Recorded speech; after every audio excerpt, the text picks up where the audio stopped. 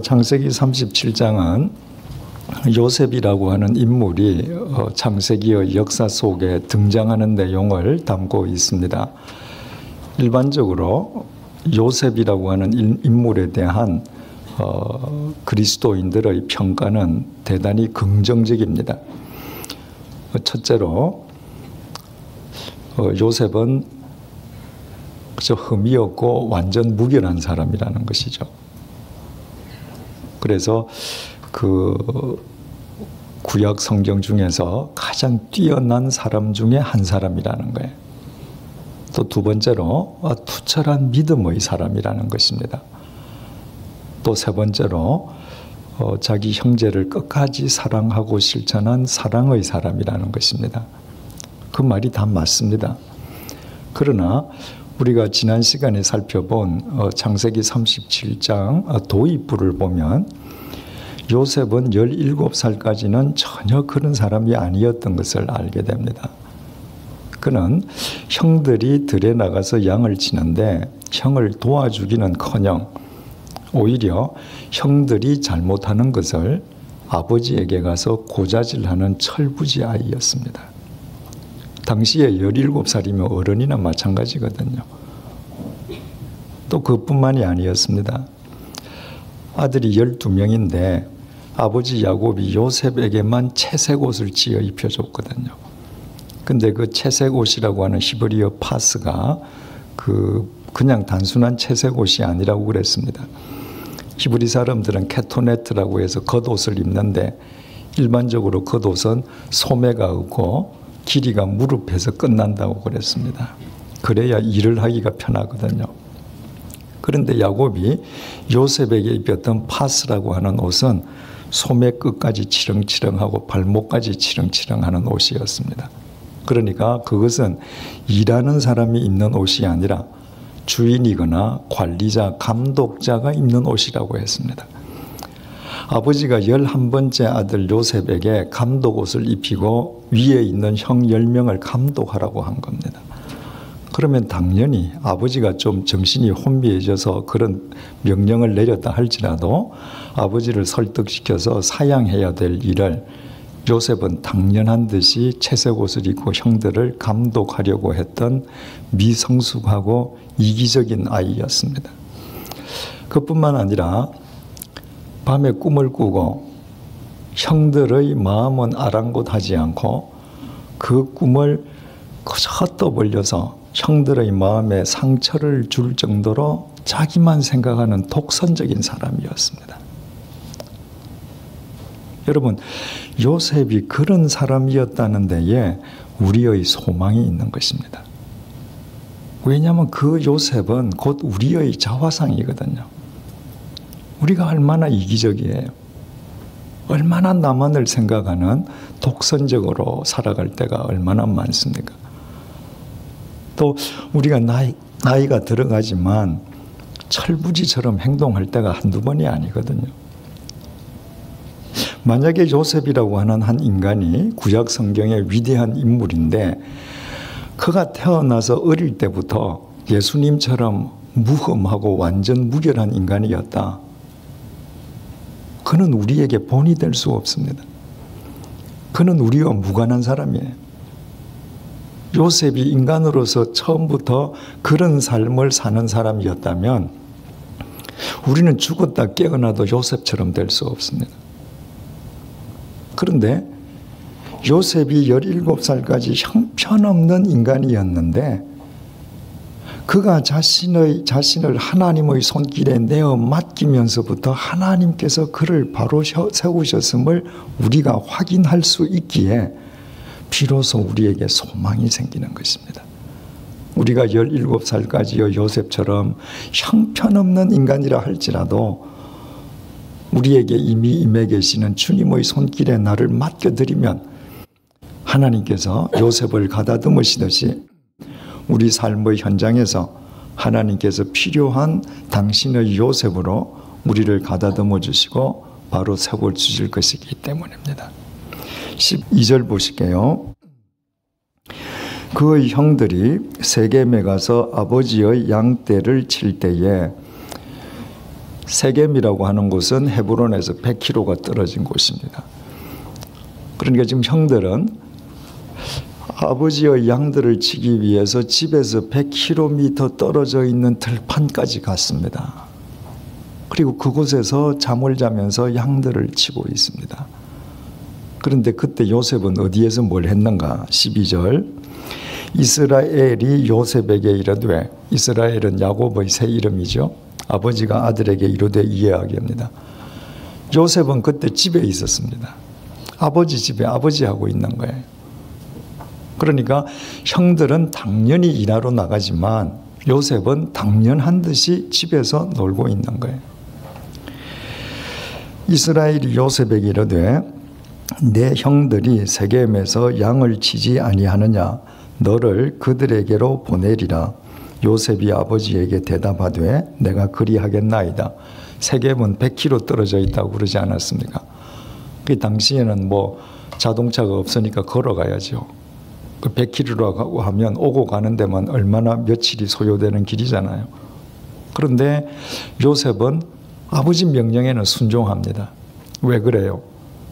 형제들 가운데에 자기 혼자 누리는 모든 특권이 아버지로부터 오는 거 알거든요. 아버지한테는 잘 보여야죠. 형들한테는 함부로 하지만 자기 특권을 유지하기 위해서라도 아버지한테는 순종해야 돼요. 그래서 그렇게 하겠습니다. 대답했습니다. 14절 도대체 왜 가라 하는가?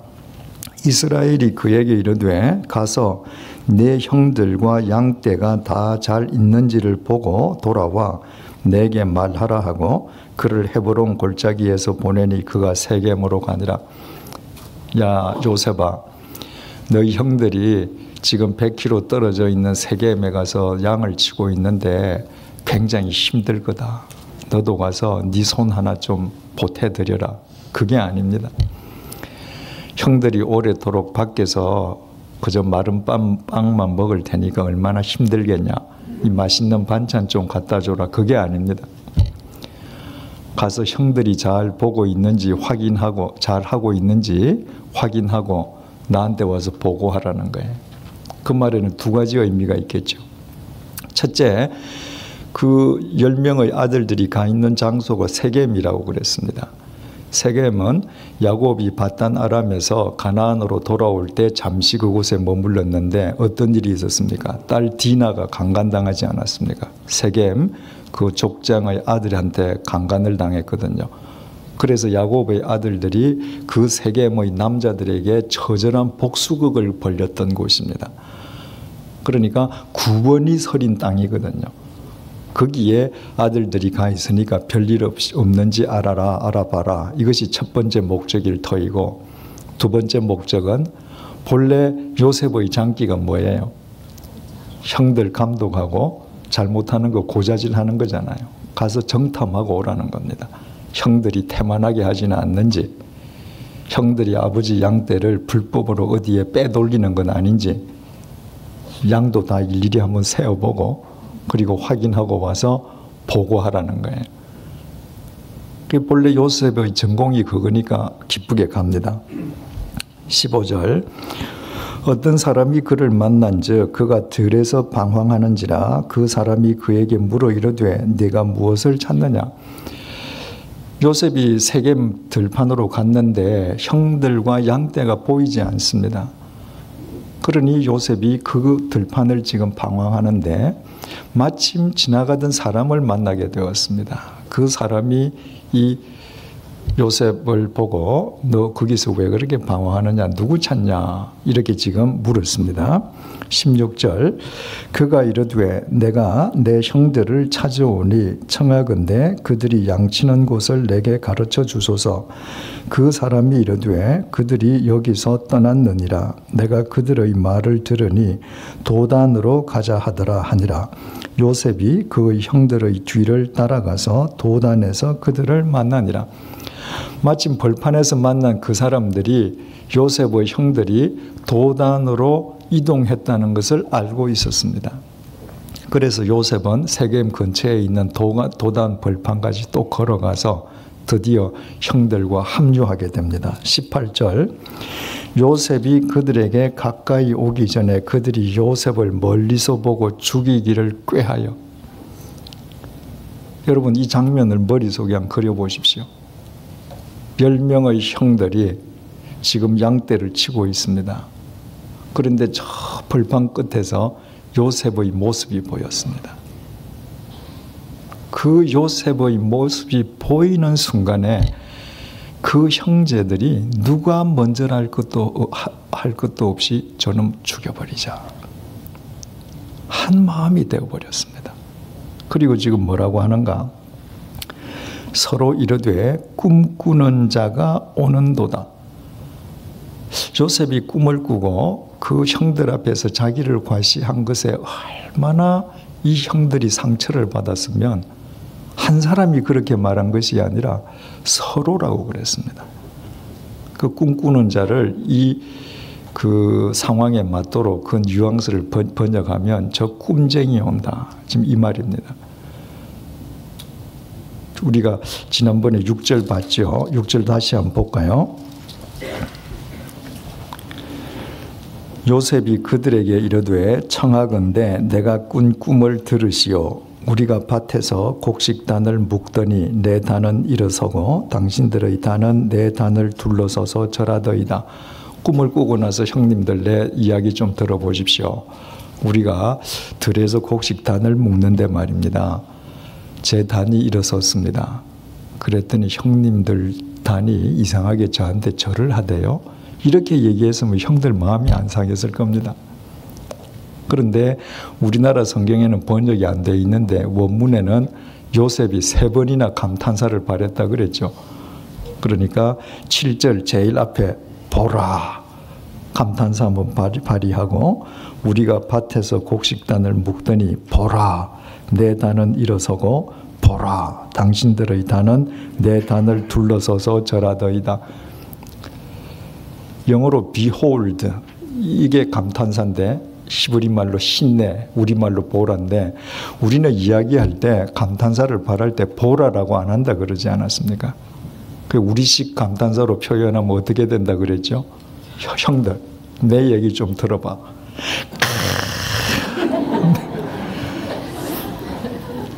우리가 곡식단을 묶는데 말이야.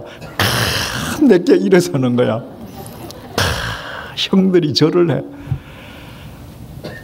여러분 그 소리 듣고 기분 안 나쁜 사람 어디에 있겠습니까?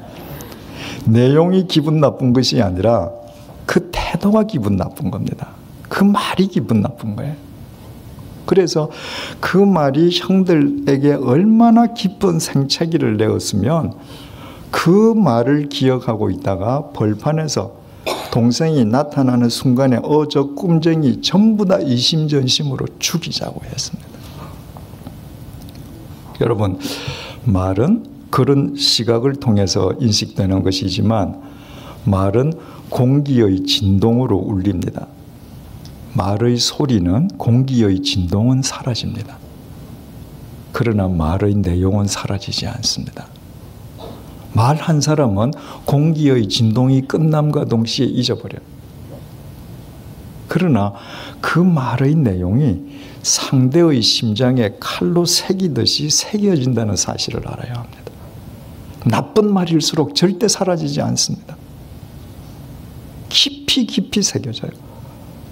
그래서 말한 사람은 까마득하게 잊어버렸지만 들은 사람은 두고두고 곱씹습니다. 그래서 기회가 되면 자기도 생각지도 못하게 그것이 터져 나오는 거예요.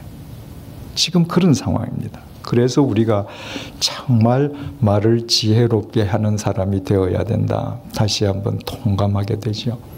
아무리 좋은 말도 내 기분에 겨워서 잘못 표현하면 상대에게 상처로 심겨질 수 있거든요. 하물며 듣기 거북한 이야기야 두말할 필요가 없겠죠. 20절 자 그를 죽여 한 구덩이에 던지고 우리가 말하기를 악한 짐승이 그를 잡아먹었다 하자 그의 꿈이 어떻게 되는지를 우리가 볼 것이라 하는지라. 형들이 죽이자 하고 구체적인 방법도 나와요.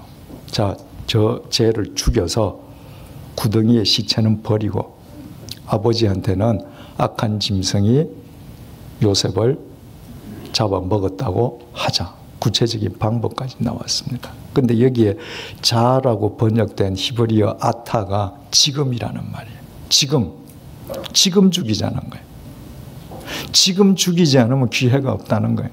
왜 지금이 기회입니까? 증인이 없잖아요. 그 벌판에 자기 형제 10명밖에 없거든요. 죽여도 아버지가 보지도 못하고 동네 주민도 안 봅니다. 거기에다가 숫자상으로 10대 1이에요. 자기네들은 10명이고 쟤는 1명이에요.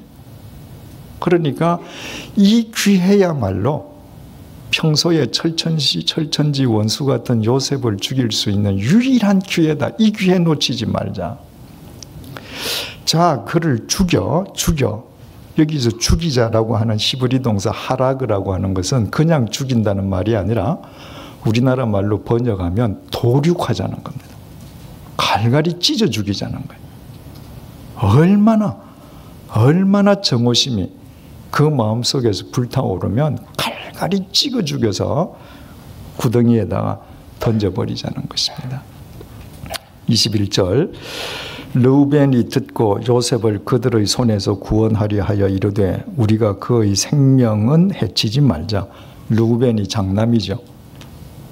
장남이 나서서 야, 우리 그런데 말이야, 요셉의 생명은 해치지 말자. 혼은 내주자 그 말이죠. 혼은 내주는데 하여튼 생명은 해치지 말자. 22절 르우벤이 또 그들에게 이르되 피를 흘리지 말라. 그를 광야 그 구덩이에 던지고 손을 그에게 대지 말라 하니 이는 그가 요셉을 그들의 손에서 구출하여 그의 아버지에게로 돌려보내려 함이었더라.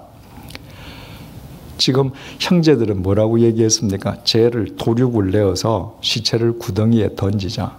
루벤이 하는 얘기는 죽이지 말고 산채로 던져 넣자. 혼은 내주자. 그렇게 이야기한 것이 말하자면 아이를 살려서 아버지에게로 데리고 가기 위함이었다. 이것이 정말 루벤의 굳은 의지였는가? 자, 23절 보십시다. 요셉이 형들에게 이르매 그의 형들이 요셉의 옷 곧 그가 입은 채색 옷을 벗기고, 동생이 도착하자마자 10명의 형들이 달라붙어서 요셉의 채색 옷을 벗겼는데 우리 성경에도 그의 형들이 요셉의 옷 곧 그가 입은 채색 옷하고 옷을 2번 강조했잖아요. 히브리 말에는 3번이 강조되어 있습니다. 형들이 요셉의 옷을, 그의 채색 옷을 이렇게 되어 있습니다. 그러니까 요셉이라고 하는 한 인물에 대해서 형들이 정오심을 품고 있어요. 요셉을, 그리고 그의 옷을 벗겼는데 무슨 옷? 채색 옷을. 무슨 옷입니까? 그 옷이 형들을 감독하던 옷입니다. 그러니까 그저 요셉 하면 요셉이 꿈꾸고 나서 한 이야기, 채색 옷 이런 것이 가슴에 원한으로 지금 사무쳐 있는 거예요. 그래서 10명이 달라들어서 그 채색 옷을 벗겼습니다. 24절 그를 잡아 구덩이에 던지니 그 구덩이는 빈 것이라 그 속에 물이 없었더라. 그래서 옷을 벗긴 뒤에 요셉을 구덩이에다가 밀어 넣어서 던져버렸습니다. 이 구덩이라고 하는 그 보르 이 히브리 말은 여러분들 뭐 영화나 이런 거 보시면 아시겠습니다만은 광야에 뚫려 있는 물 구덩이인데 그 구조가 거기에 한번 빠지면 밖에서 사람이 줄을 내려주지 않으면 혼자서는 절대로 올라올 수 없는 구조거든요. 그래서 지금 죽이지는 않고 산채로 그 구덩이에다가 집어 던졌습니다. 그렇다면 이 형제들이 과연 장남 루벤의 이야기를 듣고 이 동생을 죽이지는 않고 그리고 그 구덩이에 넣어뒀다가 나중에 집으로 갈 때 아버지 집으로 혼만 내고 같이 되돌아가기 위함이었는가? 그렇지 않습니다. 25절 그들이 앉아 음식을 먹다가, 지금 그들이 누구예요? 요셉의 형들입니다. 그들이 뭘 해요? 음식을 먹습니다. 지금 뭘 했는데? 자기 동생을 지금 웅덩이에 집어넣었습니다. 옷을 빼앗고 원한으로 집어넣었습니다. 그 동생이 지금 그 웅덩이에서 절망과 공포 속에 오들오들 떨고 있을 거예요. 살인 강도가 아닙니다. 남이 아닙니다. 아버지 한 핏줄을 타고 난 형제예요. 그 형제를 웅덩이에 집어넣어 놓고 형이라고 하는 사람들이 태연하게 밥을 먹습니다. 왜 그래요? 자기네들은 잘못한 게 없거든요. 자기네들은 잘했거든요. 당연히 할 일 했거든요. 요셉은 당해야 될 일 당했거든요. 무엇을 의미합니까? 자기 독선에 빠져 있는 거예요. 실은 요셉이나 형들이나 똑같습니다. 자기 독선에 빠져서 자기 기준만 가지고 자기 잣대로 모든 것을 판단할 때 형제를 죽이겠다고 구덩이에 넣어놓고도 쟤는 당연히 저걸 당해야 되고 우리는 당연히 할 일 했기 때문에 태연하게 밥 먹고 있는 겁니다. 여러분, 우리가 하나님을 믿는 사람으로서 매사에 진리의 잣대를 지니지 않으면 안 되는 이유가 여기에 있습니다. 진리의 잣대로 남을 판단하기 이전에 진리의 잣대 앞에서 늘 자기를 객관화시켜야 돼요. 그래야지 이런 잘못을 범하지 않습니다. 그 진리의 잣대를 갖지 않고 진리의 잣대 앞에서 나를 객관화시키는 훈련을 거듭하지 않으면 하나님 보시기에 한 핏줄 형제를 웅덩이에 넣어놓고 밥 먹는 이 사람들과 우리 사이에 무슨 차이가 있을 수 있겠습니까? 그들이 앉아 음식을 먹다가 눈을 들어본즉 한 무리의 이스마엘 사람들이 길르앗에서 오는데 그 낙타들의 향품과 유향과 모략을 싣고 애굽으로 내려가는지라. 그들이 태연하게 밥을 먹는데 저 멀리에서 이스마엘 대상이, 애굽으로 향하는 대상이 지나가는 것이 보였습니다. 26절 유다는 몇 번째 아들이죠? 넷째 아들입니다. 유다가 자기 형제에게 이르되 우리가 우리 동생을 죽이고 그의 피를 덮어둔들 무엇이 유익할까? 무엇을 의미해요? 형제들은 지금 살려줄 마음이 없는 겁니다. 루벤은 우리가 구덩이에 집어넣고 혼내자. 그리고는 속으로는 아버지에게 데려가려고 그랬다.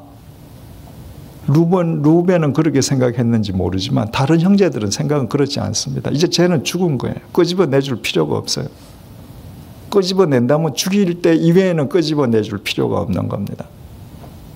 그래서 유다가 우리가 우리 동생을 죽이고 그의 피를 덮어둔들, 은닉한들이죠. 우리 동생을 죽이고 그것을 은닉한들 우리에게 무슨 유익이 있겠냐. 이까지만 얘기했으면 다른 형제들이 안 들었을 것입니다. 그 다음에 유다가 한 가지 제안을 합니다. 자, 그를 이스마엘 사람들에게 팔고 그에게 우리 손을 대지 말자. 그는 우리의 동생이요 우리의 혈육이니라 하매 그의 형제들이 청종하였더라. 유다가 말하기를 차라리 우리 저 이스마엘 대상들에게 저 요셉을 팔아먹자. 그리고 우리가 죽일 필요 없지 않냐. 그랬더니 다른 형제들이 동의했다는 거예요. 왜? 그 일리가 있거든요. 요셉이 미워 죽겠는데 저 웅덩이에서 굶겨 죽이든 아니면 끄집어내서 도륙을 내든 요셉이 잠시 고통받겠지만 그냥 죽으면 끝나잖아요. 자기네들은 지금 요셉이 17살이면 요셉 때문에 고통받은 게 10여 년 이상일 거거든요. 그런데 자기 동생을 에집트 노예로 팔아버린다, 종으로 팔아버린다. 일단 눈앞에서 없어지죠. 그 미운 동생이 나무 집에서, 자기 집에서 특권을 지니고 살다가 나무 집 종살이 하려면 일평생 고통 속에서 살겠죠.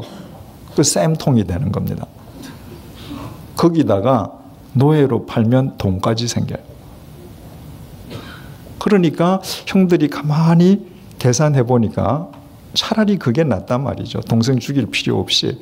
그래서 다 동의했다는 거예요. 그때에 미디안 사람 상인들이 지나가고 있는지라 바로 그렇게 이제 이야기를 하는데 멀리 보이던 대상들이 자기 앞으로 지나가게 되었습니다. 형들이 요셉을 구덩이에서 끌어올리고 은 20의 그를 이스마엘 사람들에게 팔매 그 상인들이 요셉을 데리고 애굽으로 갔더라. 그 대상들이 처음에는 이스마엘 사람이라고 했다가 28절에 미디안 사람이라고 했다가 또 이스마엘 사람이라 그러잖아요.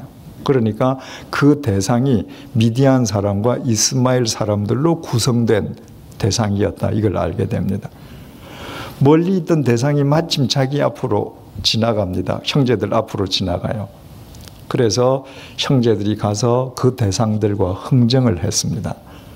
그리고는 요셉을 구덩이에서 끌어올려서 은 20냥을 받고 종으로 애굽으로 팔아 넘겼습니다. 당시에 건장한 성인 남자가 은 30냥의 종으로 팔렸다고 그래요.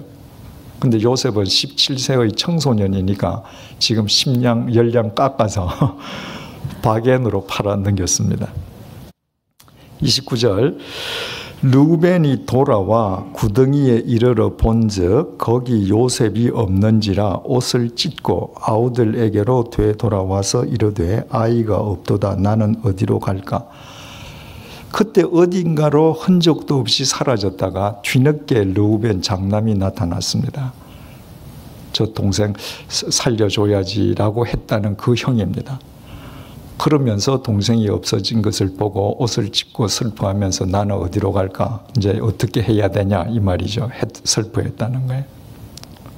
르우벤이 어디 갔다 온 거예요? 여러분 그때 거기에 무슨 극장이 있겠습니까? 당구장이 있겠습니까? 그 벌판에 뭐가 있습니까?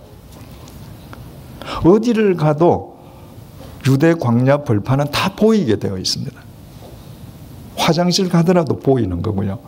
그 대상이 멈추어서 흥정하고 하는데 왜 몰라요? 그런데 르우벤은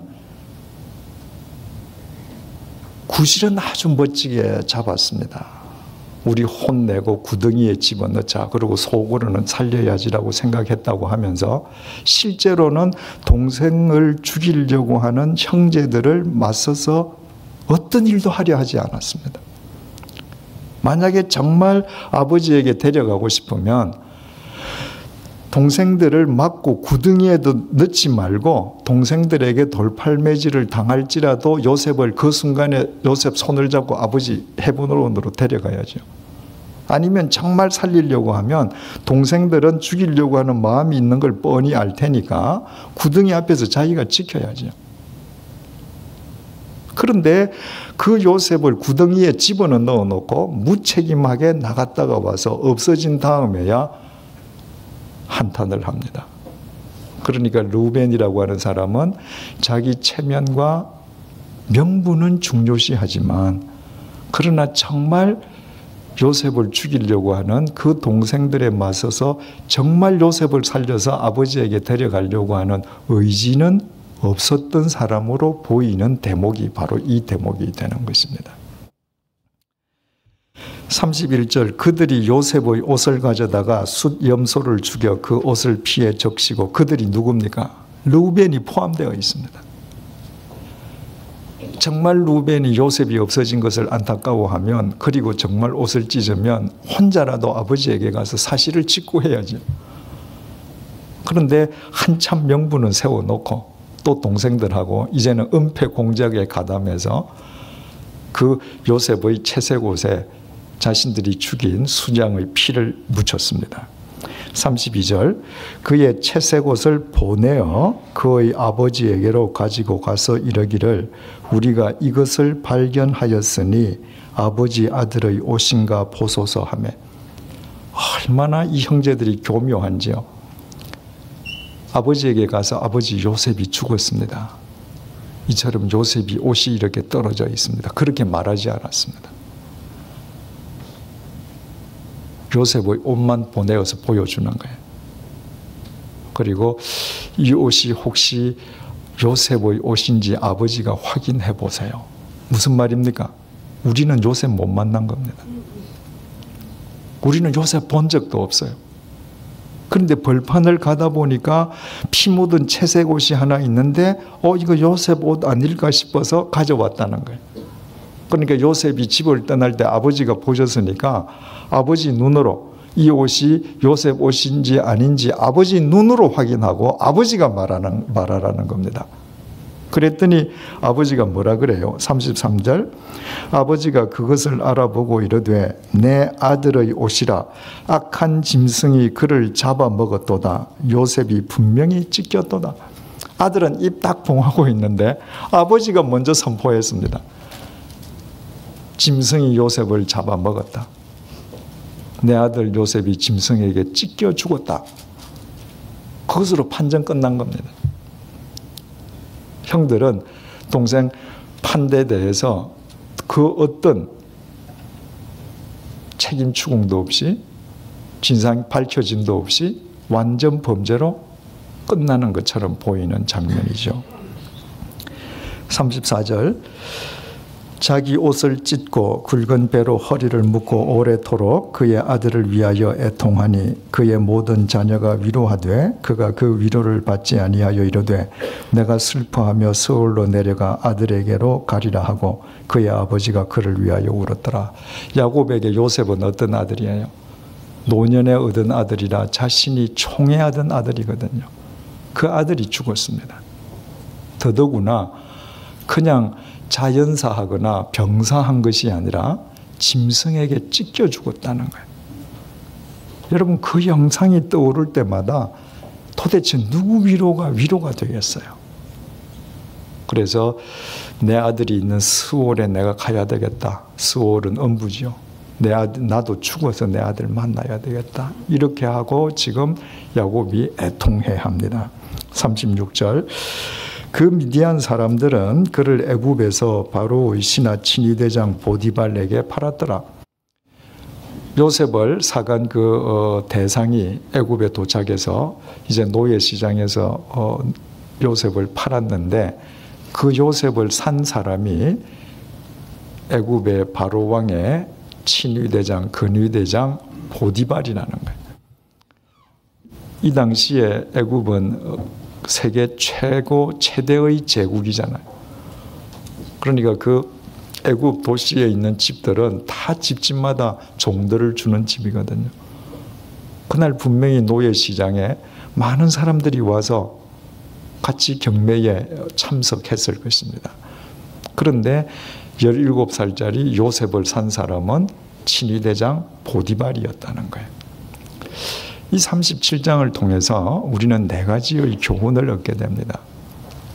첫 번째 교훈은 자식의 첫 번째 환경은 부모라는 거예요. 인간에게 환경은 대단히 중요합니다. 더더구나 어린 자식들에게 환경은 더없이 중요하죠. 여러분 지금 야곱이 12아들을 낳았는데 그 내 아내가 결혼하러 자기하고 결혼할 때 데리고 온 아들이 있는 게 아닙니다. 전부 자기 아들이에요. 그런데 10명의 아들이 합세해서 1명의 아들을 죽이려고 했습니다. 그리고 팔아먹었습니다. 그 이유가 어디에 있습니까? 야곱에게 있었습니다. 편애했기 때문입니다. 야곱이 자기 자식들을 그렇게 갈라놓은 겁니다. 내 몸에서 태어난 내 자식들이 불화하다. 그 자식들을 탓하기 전에 부모인 나를 성찰해야 합니다. 내가 저 아이들이 저렇게 싸울 수밖에 없는 환경 제공자가 아닌가? 부모들은 자식의 환경을 중요시해서 방도 좋게 꾸며주고 컴퓨터도 사주고 무슨 책도 사주고 그거 중요합니다. 더 중요한 환경은 부모 자신이에요. 부모의 말, 부모의 인격, 부모의 가치관, 부모의 일거수일투족이 자식의 환경입니다. 아무리 좋은 컴퓨터에 아무리 좋은 책을 가져다 둬도 부모라는 환경이 좋지 못하면 자식은 문제를 갖게 되는 거예요. 언젠가도 말씀드렸지만 좋은 자식은 학교 선생이 만들지 않습니다. 좋은 자식은 이웃이 만들지도 않습니다. 좋은 부모 밑에서 좋은 자식이 길러지는 것입니다. 그래서 자식을 가진 모든 부모는 내 자식의 첫 번째 환경은 내 자신이다. 그래서 내 자식 앞에서 나 자신을 자식 다루듯이 해야 됩니다. 자식 다루듯이. 이 세상 모든 부모가 자기 자식은 예의 바른 사람이 되기를 원하거든요. 그러면서 자기 자식 앞에서 자기는 무례한 삶을 살아요. 아무렇게나 살아요. 자기 자식은 다 인격적인 사람이 되기를 원하면서 자기는 자식 앞에서 비인격적으로 행동해요. 내가 자식이 되기를 원하는 대로 나를 가꾸면 그게 자식의 환경이고 자식은 그렇게 되어가게 되는 겁니다. 두 번째 교훈은 뿌린 대로 거둔다는 것은 망고불변의 하나님의 법칙이라는 거예요. 여러분 지금 총애하는 요셉을 읽고 지금 야곱이 애통합니다. 베옷을 허리에 동이고 지금 애통합니다. 유대인들이 슬플 때 베옷을 입었습니다. 그런데 베옷을 입을 때는 속옷을 입지 않았다고 그래요. 베옷은 거칠잖아요. 그래서 속옷을 입지 않고 베옷을 입는 것 자체가 살갗의 고통이 됩니다. 그런데 좀 헐렁하면 괜찮은데 그걸 배띠를 가지고 허리를 동여 묶는다. 얼마나 이 부분이 아프겠습니까? 왜 그렇게 하는가? 내 마음의 고통을, 애통함을 내 육체의 고통을 통해서라도 제어 좀 해보겠다는 거예요. 그만큼 내가 지금 애통한다는 겁니다.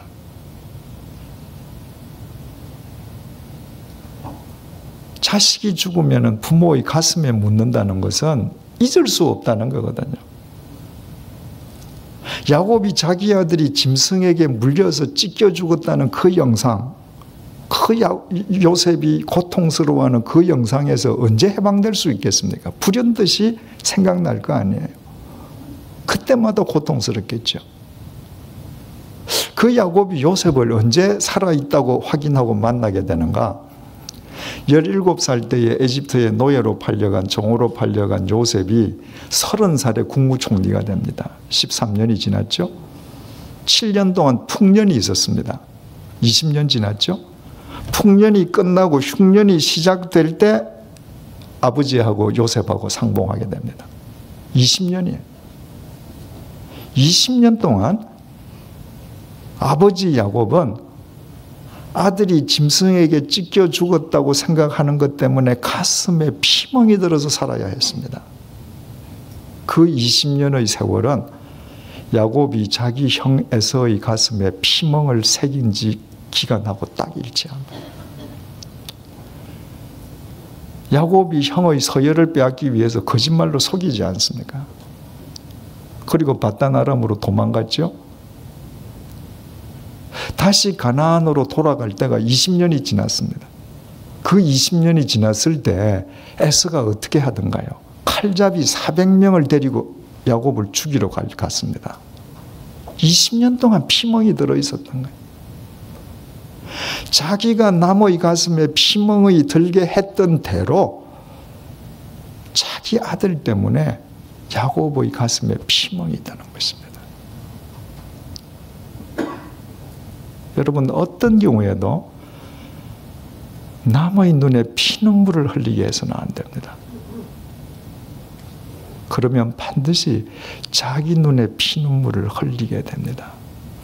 우리는 항상 어떤 사람과의 관계가 있으면 그 사람과의 관계만 생각해요. 내가 저 사람 눈에 피눈물을 흘리게 했는데 저 사람이 나한테 해코지 안 해. 그럼 끝났다고 생각해요. 그렇지 않습니다. 장기판에는 수많은 말들이 있습니다. 장기를 잘 두는 사람은 단 한 칸밖에 못 가는 절도 기가 막히게 다뤄요. 하나님에게는 수없이 많은 말들이 있습니다. 내가 이 사람의 눈에 피눈물 나게 하면 하나님께서는 저 사람이 아니라 다른 사람을 말로 쓰십니다. 거꾸로 이야기하면 내가 다른 사람에게 행복과 기쁨을 전해주는 사람이 되면 부린 대로 거둡니다. 하나님은 다른 사람을 통해서 내게 그 기쁨을 주시는 거예요.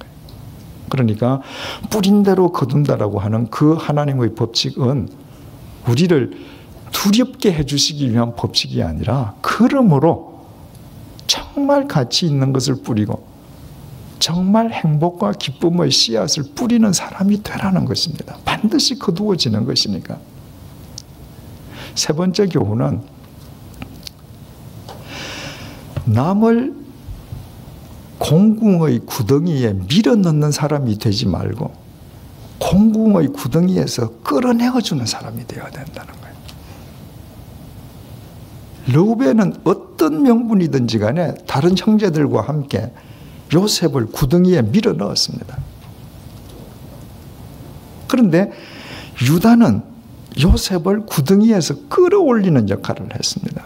얼핏 잘못 생각하면 유다가 우리 요셉을 끌어내어서 저 대상들에게 종으로 팔자. 유다는 아주 잔혹하고 그 바늘로 찔러도 피 한 방울 안 나올 정도의 인신매매범이다. 오해할 수 있죠. 그러나 여러분 생각해 보십시오. 이때 유다가 이렇게 안 했으면 요셉이 어떻게 삽니까? 형 루벤은 체면과 명분만 내세우는 사람이지 동생을 목숨을 걸고 살리겠다는 의지가 없습니다. 다른 지금 루벤과 유다를 빼고 8명은 지금 요셉을 죽이겠다고 분기탱천해 있습니다. 그 과정에서 요셉을 종으로 파는 지혜로 요셉을 끌어내지 않으면 어떻게 거기서 끌어내겠습니까?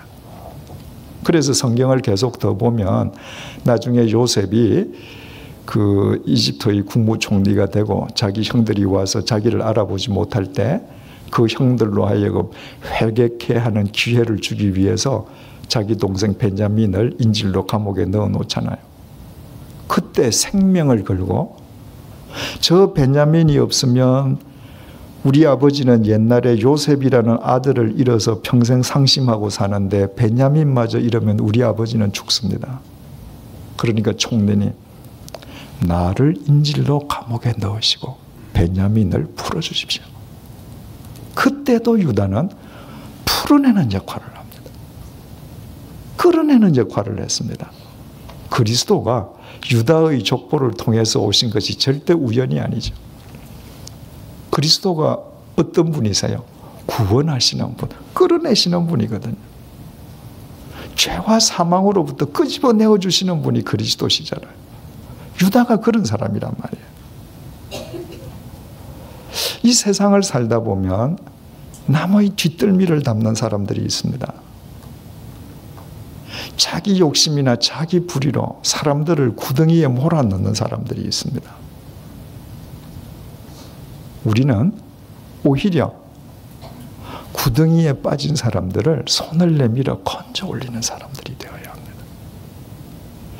바로 구덩이에 있는 사람을 건져 올리는 유다, 감옥이라는 구덩이에 빠진 벤야민을 건져 올리는 유다, 그 유다를 통해서 죄와 사망으로부터 우리를 건져 올려주시는 그리스도가 오시듯이 우리가 건져 올리는 삶을 살 때 왜 그리스도께서 우리를 통해서 역사하시지 않겠습니까? 마지막 교훈은 하나님의 역사는 곤궁의 구덩이에서 일어난다는 것입니다. 24절 한번 보십시다. 그를 잡아 구덩이에 던지니 그 구덩이는 빈 것이라 그 속에 물이 없었더라. 지금 형제들은 요셉을 죽으라고 집어넣었습니다. 그런데 그냥 구덩이에 집어넣었다 이렇게 끝나면 되죠. 그런데 성경은 말입니다. 어떤 단어든지 어떤 구절이든지 의미 없는 것은 기록 안 된다 그러지 않았습니까? 형들이 요셉을 구덩이에 집어넣었는데 그 구덩이는 빈 것이라 물이 없었더라 이렇게 썼습니다. 무엇을 의미합니까? 평소대로 물이 있었으면 요셉은 죽었다는 겁니다. 형들은 죽으라고 밀어넣었는데 하나님께서는 그 웅덩이에 물을 비우셨습니다. 빈 웅덩이에. 그냥 눈으로 보면 비어있지만 뭐로 채워져 있는 웅덩이에요? 하나님의 역사로 채워지는 웅덩이입니다. 바로 요셉은 그 인생의 구덩이에 빠지면서 비로소 독선적이던 자기를 더 이상 의지하지 않고 자기를 편애하던 아버지를 더 이상 의지하지 않고 자기 인생의 주인 되시는 하나님께 자기 인생을 맡긴 것입니다. 그 웅덩이 속에서 일어나는 일입니다. 생각해 보십시오. 지금 방금 전까지 채색 옷 입고 온갖 특권을 다 부리던 그 아들이 그 웅덩이에 빠져서 무엇을 의지할 게 있겠습니까? 밖에서 형은 죽이겠다고 하는데 하나님만을 의지할 수밖에 없잖아요. 바로 그 요셉이 빠진 인생 웅덩이야말로 요셉의 인생을 이기적이고 독선적이고 미성숙한 철부지한 인간의 삶을 하나님의 역사의 도구로 뒤바꾸는 전환의 구덩이였습니다. 여러분, 요셉이 그 구덩이에 빠져 있는데 한 일주일 동안 대상이 안 지나가면 어떡합니까? 요셉은 죽은 겁니다. 요셉이 그 구덩이에 빠진과 동시에 하나님께서는 저쪽에서 대상이 나타나게 하셨습니다. 대상이 왔는데 그 대상이 애굽으로 안 가고 거꾸로 메소포타미아 가는 대상이다. 요셉 인생은 그냥 종으로 끝나겠죠. 그 대상이 애굽으로 가는 대상이었습니다. 형들이 요셉을 끄집어내어서 팔려고 하는데 그 대상들이 미성년이라고 안 사겠다든가 너 손 좀 보자. 너 일도 하나도 안 해봤네. 너 같은 애는 자격 미달이야. 그러지 않았습니다. 무조건 사줬습니다. 이집트에 가서 노예시장에 팔렸는데 그 이집트의 허고 많은 고관 대작들 가운데에서 친히 대장 보디발이 요셉을 샀습니다. 그 친히 대장 보디발 집에서 종살이를 하는데 그 집은 어떤 집이었습니까? 그 집 안에 왕의 죄수, 말하자면 국사범들을 가두는 감옥이 있는 집이었습니다. 그게 일반 그저 단순한 숙소가 아닌 거예요. 일반 저택이 아닌 거예요. 국사범들을 따로 가두는 감옥이 딸린 거대한 관사인 겁니다. 어찌 보면 이집트 정부 소유의 건물일 수 있는 겁니다. 그 집에서 보디발 장군이 요셉에게 모든 살림을 맡기잖아요. 감옥이 딸려있는 집이니 얼마나 살림이 큽니까? 보디발이 다 맡겼거든요. 무슨 훈련 받았다고요? 재무 훈련 받았습니다. 요셉이 가나안 땅에 살았다면 겨우 한다는 게 양머리나 세는 거, 그 셈법 외에 뭐가 필요하겠습니까? 그러나 감옥이 딸려있는 그 큰 관사에 거대한 살림을 살면서 요셉은 재무 관리를 어떻게 한다는 것을 철저하게 몸에 익혔습니다. 보디발 아내의 모함을 받죠. 바로 그 집에 딸린 왕의 죄수를 가두는 국사범 감옥에 요셉이 갇혔습니다. 보디발이 뭘 지켰죠? 감옥에 있는 모든 죄수들을 관리하게 했습니다. 인사관리입니다. 여러분, 지도자는 두 가지예요. 재무관리, 인사관리입니다. 사람을 어떻게 관리하느냐, 돈을 어떻게 관리하느냐, 이게 지도자의 역량입니다. 요셉은 자신이 원치 않는 가운데에 무려 13년 동안 재무관리와 인사관리를 집중적으로 받았습니다. 밤이나 낮이나 받았습니다. 절대로 요셉은 운이 좋아서 국무총리 된 사람이 아닙니다. 요셉은 바로왕의 꿈 한번 해몽 잘해주고 자격도 없이 국무총리가 된 사람이 절대 아닙니다. 당시에 애굽 전역에서 요셉처럼 13년 동안 한 나라를 다스릴 수 있는 재상이 될 수 있는 재무관리와 인사관리를 13년 동안 집중적으로 받은 사람은 요셉밖에 없었습니다. 누구에 의해서? 하나님에 의해서. 그 터닝 포인트가 언제인가? 인생 구덩이입니다. 그 구덩이에서부터 우리가 알고 존경하고 본받고 싶은 요셉의 인생이 비로소 시작되는 것입니다. 오늘은 2009년 12월 30일입니다. 이제 하루 지나면 올해는 끝나는 거죠. 마지막 수요 성경 공부 시간입니다. 여러분 지금 어떤 인생 구덩이에 빠져 계십니까? 고통스러우시죠? 괴롭죠? 두렵죠? 그러나 둘러보십시오. 그것은 죽는 웅덩이가 아닙니다. 그것은 새롭게 살리시려는 하나님의 역사의 웅덩이입니다. 지난주일 세 분이 우리에게 참 은혜로운 간증을 해주셨는데 그 중에 마지막 간증을 해주셨던 홍성표 집사님께서 이렇게 말씀하시지 않았습니까? 감옥은 지옥인 줄 알았는데 하나님의 치유가 시작되는 곳임을 깨달았다고요. 여러분의 인생 웅덩이도 마찬가지입니다. 끝이 아닙니다. 요셉이 웅덩이에 빠졌지만 그 웅덩이는 빈 곳이라 물이 없었더라. 물이 있으면 죽습니다. 죽는 웅덩이가 아니에요. 여러분의 구덩이를 보십시오. 하나님의 은혜와 사랑과 생명의 역사가 충만하게 일어나기 시작하는 구덩이입니다. 그래서 우리는 지금 어떤 형편에 있다 할지라도 소망 속에서 2010년을 향해 첫 발을 내디딜 수 있습니다. 그 믿음으로 그 웅덩이에서부터 나를 다루시기 원하시는 하나님의 손길에 내 삶을 온전히 의탁할 때 하나님께서 17살이 될 때까지 그처럼 이기적이고 독선적이고 철부지고 미성숙했던 인간을 당신의 손길로 당신의 위대한 도구로 가다듬으셨듯이 우리 자신들을 우리 삶의 현장에서 당신이 필요로 하는 요셉으로 친히 가꾸어 가실 것입니다. 기도하시겠습니다.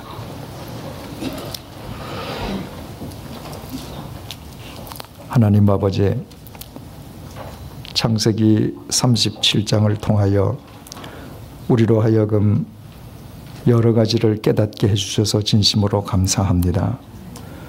부모가 자식들의 첫 번째 환경임을 잊지 않도록 도와주옵소서.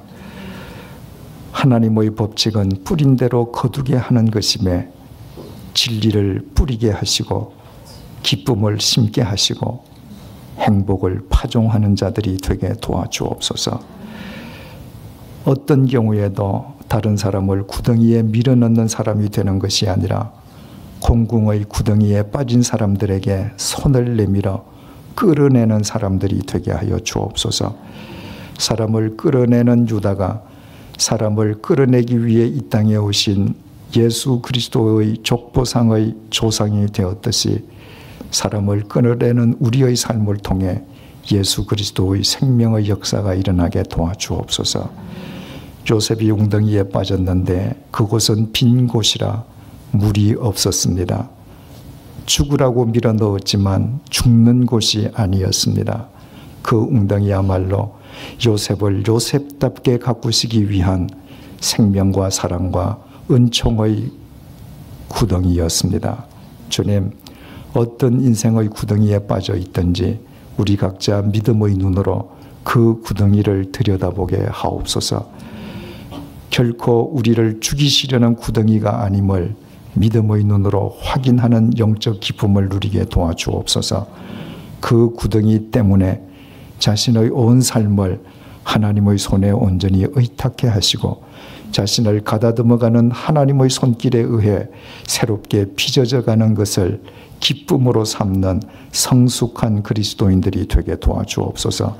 그리하여 2010년도를 맞이해서 우리의 삶의 자리에서 우리를 하나님의 쓰시기에 편리한 요셉으로 세우시려는 하나님의 뜻이 우리의 일거수일투족을 통해 아름답게 결실되게 도와주옵소서. 예수님의 이름으로 기도드립니다. 아멘.